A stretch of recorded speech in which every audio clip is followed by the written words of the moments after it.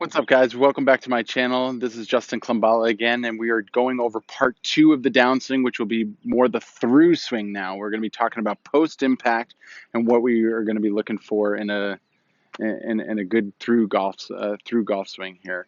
So before we get into that, though, if you haven't done so already, please subscribe to my channel just down below. You can click on the red subscribe button down below, and then also click on the bell button.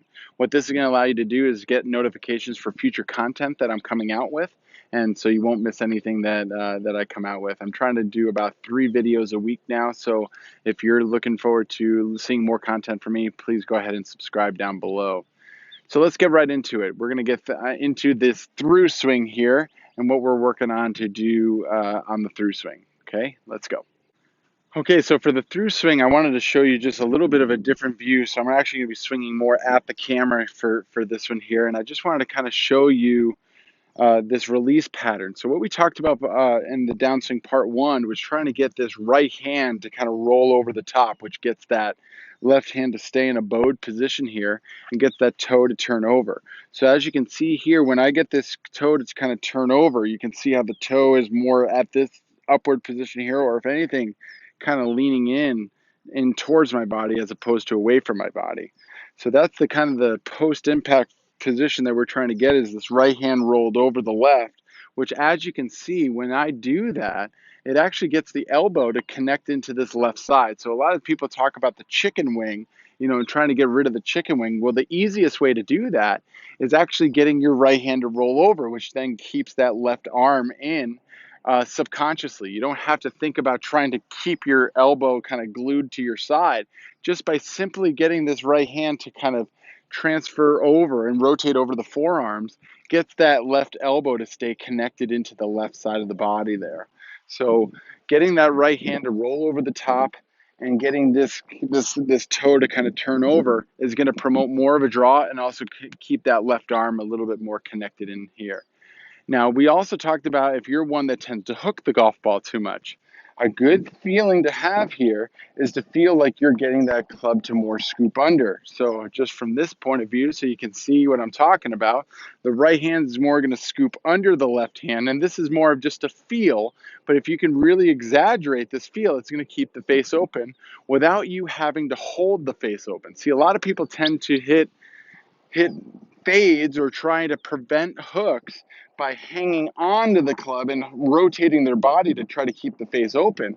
But what I would rather see you do is keep the body a little bit more still through impact and then allow this club to release under. And as you can see, that club face gets in that face open position there, but I've still created that swish that we talked about in downswing part one, that swish drill that gets that club to snap through.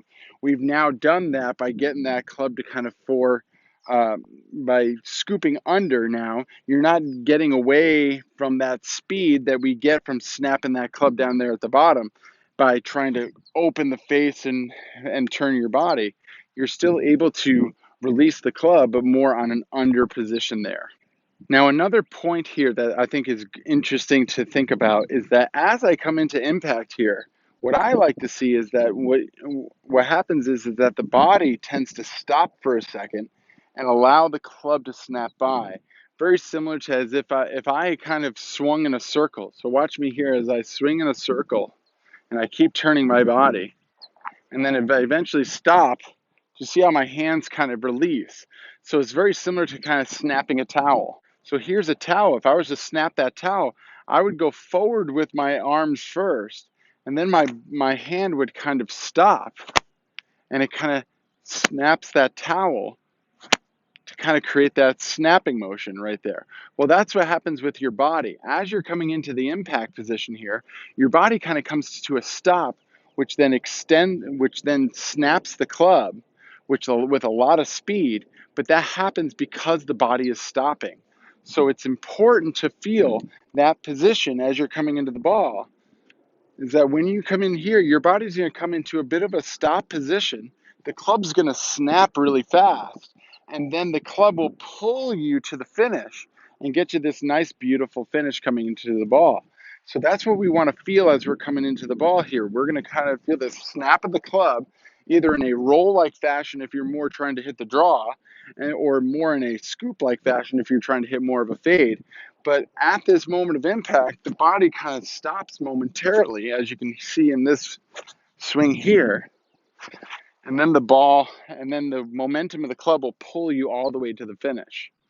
So it's actually interesting. If you look up a couple of tour players and actually watch their swing, you'll actually see that their lower body kind of stops for a split second at the moment of impact. If you look up Rory McIlroy, Brooks Koepka, and really any top player, and just watch as they come into impact how much slower their hips start to go. So I'll kind of show you just in a little slow motion swing I'm going to do here.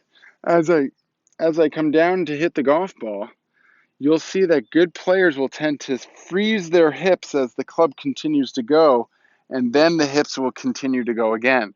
So there is this position in the golf swing that a lot of tour players do, where their body stops, club accelerates, and then the body continues to go through because the momentum of that club pulls you through. That's what we're trying to feel here. So when you feel this snapping motion with this drill that I showed you in the downswing, in downswing part 1, you'll see even in these that lower body kind of stops for a second. It creates that snapping of the golf club, and then the momentum pulls you through to the end. So the through swing is actually probably the easiest part because there's not really a lot of mechanics going on. It's just the momentum that you've created from the snap of the towel or the snap of the golf club that creates the rest of it. Another big thing that a lot of people talk about is extension. So if you notice here, when I'm coming into the golf ball, and we come through into this position here, there's a lot of extension here with my arms, and a lot of instruction talks about that position. But what creates that extension is our swinging and the snapping of the club. If you notice here, when I swing here and just snap the end of the club, you'll see that my arms kind of get pulled out to this position. Very similar to if I was holding a washer at the end of a string and I kind of started to twirl it around in a circle. That string would be just dead perfectly straight as it goes around. But it's because the weight of the washer is pulling on the string to create that extension of the string. It's not the string itself trying to push itself out. And that's what the problem with, I think, the idea of extension is that people hear extension and they try to extend their arms out, but that's not what's creating that. It's taking the weight of this golf club and swinging it back and whipping it through, and then the whip of the golf club. The club wants to kind of fly out of our hands, but because I'm still holding onto it with my grip, it extends my arms into this extension position, but it's a subconscious position that we get into that is caused by the whip or the snap of the golf club. So we're getting that club to snap coming through the ball. We're either in a scooping fashion or a rolling fashion. If you're more of a rolling fashion, you're going to feel more of kind of swinging down the target line here. Okay, it's more of a feeling because actually in reality, that's why I always have this circle down here on the ground. We're swinging in a straight line. We're not swinging in a straight line. We're trying to hit a ball on a target line, but we're going to get the club to continue to go around the circle. But if you are doing more rolling, we're going to want to abandon the circle just a little bit and actually go a little bit more down the line so that when we do get that ball to hook back to the left, we want the ball to start more right of our target. But if you're doing more scooping, trying to hit more of a fade, you're going to want to really try to trace this circle back to the inside and feel like you're swinging much more left of the target. So I hope that helps you kind of understand a little bit more about what the through swing is supposed to be. A lot of it is actually a lot more subconsciously done through the reaction of the snap of the club and the snap of that whip of that club head. So go through this video, and I would love for you at the end of this video to kind of go down into the comment section and kind of tell me what you think about it. Do you agree with what I say? Do you disagree with what I say? Is this helping you out? Do you have questions about what we talk about? Anything you can put down in the comments, I will definitely reply to all of them. Feel free to take some time, put your thoughts down on what you thought about this video, about part 1 and part 2 of the downswing if you want, and put it down into the comments section here, and I'll be sure to reply back. If you haven't done so already, please go down and click on that subscribe button and the bell button right next to it. That's going to give you notifications for future videos that I'm going to be coming out with in the future.